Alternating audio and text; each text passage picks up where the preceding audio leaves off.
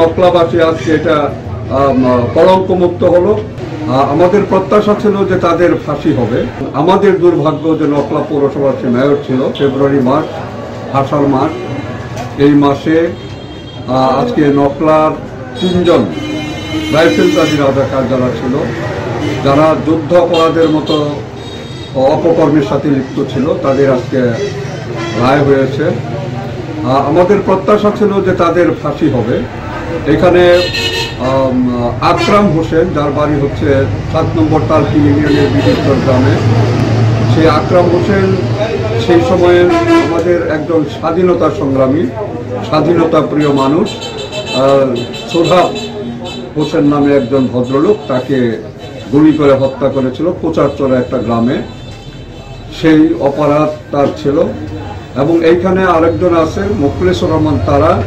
আমাদের দুর্ভাগ্য যে নকলা পৌরসভার যে মেয়র ছিল একজন যুদ্ধ অপরাধী, একজন স্বাধীনতা প্রিয় মানুষকে হত্যা করে এই নকলা সুবর্ণখালী ব্রিজের নিচে তাকে রেখে দিয়েছিল।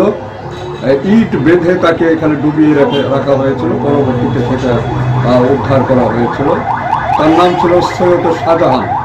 আজকে আপনি হলপট্টি মোড়ে গেলে দেখবেন যে সৈয়দ শাহজাহান নামে একটা মার্কেট আছে, সেখানে তার ভাতিজা যারা আছে তারা সেটা করেছে। এবং তিনি ছিলেন চিরকুমার, তাকে হত্যা করা হয়েছিল।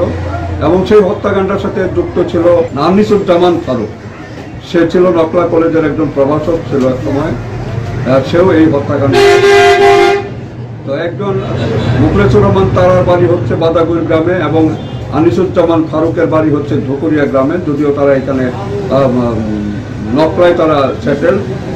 সেই অবস্থায় তাদের যে অপকর্মগুলি, এটা আজকের প্রজন্ম এটা দেখেও নাই, এটা তারা সেই গল্পটাও শোনে না। আমি একজন মুক্তিযোদ্ধা হিসাবে সেদিন আমরা এটা প্রত্যক্ষ করেছি।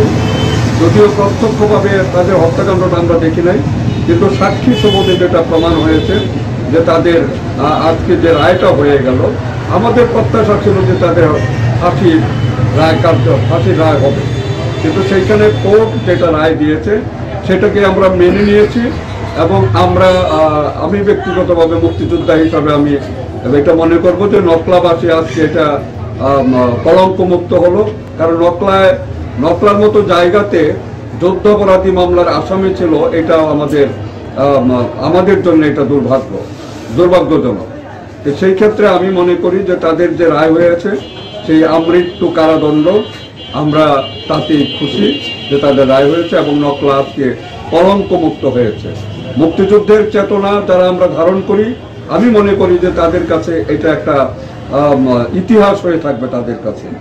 আজকের এই প্রজন্ম জানুক যে তাদের পূর্ববর্তী বংশধররা যারা যুদ্ধ করেছে এবং এই দেশের স্বাধীনতার বিরুদ্ধে যারা ছিল, তারা যে অপকর্মগুলো করেছে তাদেরও শাস্তি হয়েছে। যে আজকের যে গণতান্ত্রিক সরকার, জননেত্রী শেখ হাসিনার সরকার, যার নেতৃত্বে আজকে বাংলাদেশ এক অনন্য উচ্চতায় চলে গেছে, সেই জননেত্রী শেখ হাসিনার আমলে আমরা নির্দ্বিধায় বলতে পারি যে জননেত্রী শেখ হাসিনা বাংলাদেশের শাসনভার গ্রহণ না করলে এই যুদ্ধ অপরাধীদের বিচার বাংলাদেশে হতো। তিনি বাংলাদেশকে কলঙ্কমুক্ত করেছেন যুদ্ধাপরাধীদের বিচার কার্য সম্পন্ন করে। এবং বঙ্গবন্ধু হত্যার যারা আসামি ছিল, বঙ্গবন্ধু হত্যাকাণ্ডের সাথে যারা যুক্ত ছিল, তাদের বিচার করেও জননেত্রী শেখ হাসিনা আমি মনে করি যে বাংলাদেশের ইতিহাসে তিনি চির অমর হয়ে থাকবেন। আজকে এই দিনে আমি আবারও বলছি যে আমরা আজকে নকলা উপজেলাবাসী কলঙ্কমুক্ত হলাম, যে আমাদের 3 জন রাইফেলধারী রাজাকার যারা যুদ্ধাপরাধের মতো অপরাধ সংগঠিত করেছে এবং মানুষের বাড়িঘর জ্বালানোতে যারা পাকিস্তানিদেরকে সহযোগিতা করেছে, সেইখানে তারা যে বিভিন্নভাবে মানুষের বাড়িঘর লুণ্ঠন করেছে, বিভিন্নভাবে মানুষের বাড়িঘর জ্বালানোতে সহযোগিতা করেছে, মানুষের গরু, ছাগল, হাঁস, মুরগি পর্যন্ত তারা নিয়ে এসে পাকিস্তান আর্মিদেরকে সাপ্লাই করেছে। সেই কারণে আমি বলবো যে আমরা কলঙ্কমুক্ত হয়েছি নকলাবাসী।